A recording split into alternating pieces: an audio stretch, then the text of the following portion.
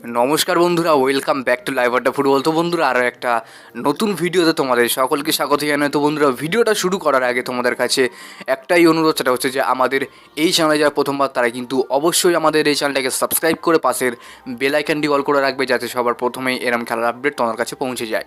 তো বন্ধুরা, পাশ থেকে একটু নয়েজ আসতে পারে, কারণ আমাদের পাশে কালী পুজো হচ্ছে, তার কারণে কিন্তু পাশ থেকে একটু আওয়াজ আসতে পারে, তার জন্য কিন্তু আমি ক্ষমা চেয়ে নিচ্ছি তোমাদের কাছে।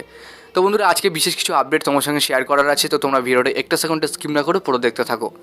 বন্ধুরা, সবার প্রথমে আমরা আলোচনা করব সাহাল আব্দুল সামাদকে নিয়ে। তো বন্ধুরা, সাহাল আব্দুল সামাদকে নিয়ে দারুণ খবর আছে, যেটা কিন্তু মোহনবাগান সাহালের সাথে কিন্তু আরও 1 বছরের ডিল এক্সটেনশন করে নিয়েছে।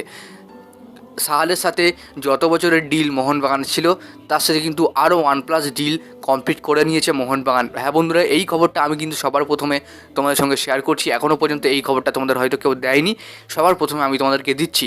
সাহালের সাথে কিন্তু আরও 1 বছরের ডিল এক্সটেনশন করে নিয়েছে মোহনবাগান। তো তোমাদের কি মতামত, বা তোমরা কি ভাবছো, তোমরা কিন্তু অবশ্যই তোমাদের পার্সোনাল মতামত তোমরা কিন্তু অবশ্যই নিচে কমেন্ট বক্সে জানাতে পারো।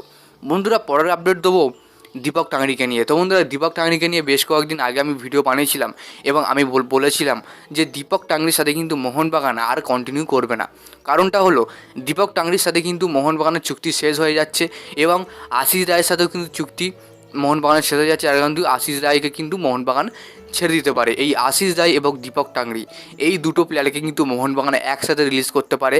হয়তো একজনকে পুরোপুরি বাদ দিতে পারে বা একজনকে লোনে পাঠাতে পারে, এমনটাই খবর বেরিয়ে আসছে। তবে তোমাদের কি মনে হয় যে আশিস রায় এবং দীপক টাংরি এই দুজনকে যদি মোহনবাগান থেকে করে দেওয়া হয়, তাহলে কি মোহনবাগানের কোনো সুবিধা হবে নাকি অসুবিধা হবে? তোমরা কিন্তু অবশ্যই জানিয়ে দিও। বা মোহনবাগানের কোনো লাভ হবে নাকি লোকসান হবে, অবশ্যই তোমাদের মতামত তোমরা অবশ্যই নিচে কমেন্ট বক্সে জানিয়ে দাও। কারণ দেখো, দীপক টাংরি সেরকম একটা গেম টাইম পাচ্ছে না মোহনবাগানে, এবং দীপক টাংরি ভালো একজন প্লেয়ার। তো সেক্ষেত্রে দীপক টাংরির উচিত যে মোহনবাগান ছেড়ে তিনি অন্যান্য দলে চান্স নিক।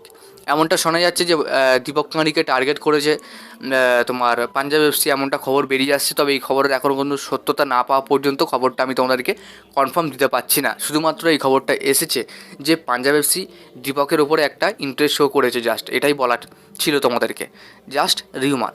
তো যাক বন্ধুরা, পরের আপডেটটা দেবো কিন্তু মোহনবাগানের ফরেনার প্লেয়ারকে নিয়ে। তো অনেকেরই রিকোয়েস্ট ছিল, অনেকেরই একটা আশা যে মোহনবাগানে স্টুয়ার্টের বিকল্প, অর্থাৎ স্টুয়ার্টের মতনই কিন্তু প্লেয়ার মোহনবাগানে আসুক। আর একটা খবর খুবই শোনা যাচ্ছে যে মোহনবাগান তোমার স্কটল্যান্ড থেকে প্লেয়ার আনতে পারে। এবং আরেকটা খবর বেরিয়ে আসছে, এটা কিন্তু আমি তোমাদেরকে দিয়েছি, যে মলিনা তার পছন্দের প্লেয়ার কিন্তু স্পেন থেকে আনতে পারে, অর্থাৎ স্পেনের মিডফিল্ডার প্লেয়ার আনতে পারে হোসে মলিনা, এমনটাই খবর বেরিয়ে আসছে। তবে এই যে খবর বেরিয়ে আসছে, এখনও কিন্তু কনফার্ম আপডেট পাওয়া যায়নি। তবে এইটুকু শোনা যাচ্ছে, হয়তো স্কটল্যান্ড থেকে হতে পারে কিংবা স্পেন থেকে হতে পারে। এই দুটো দেশ থেকে কিন্তু মিডফিল্ডার মোহনবাগান 2026 সিজনে আনতে পারে, এমন খবর বেরিয়ে আসছে। তো যাক বন্ধুরা, আজকের জন্য ভিডিওটা এতটাই ছিল। ভিডিওটা ভালো লাইক করে দিও, আর আমাদের এই চ্যানেলে প্রথমবার হলে চ্যানেলটাকে সাবস্ক্রাইব করে পাশের বেল আইকনটি অল করে রাখো। ধন্যবাদ।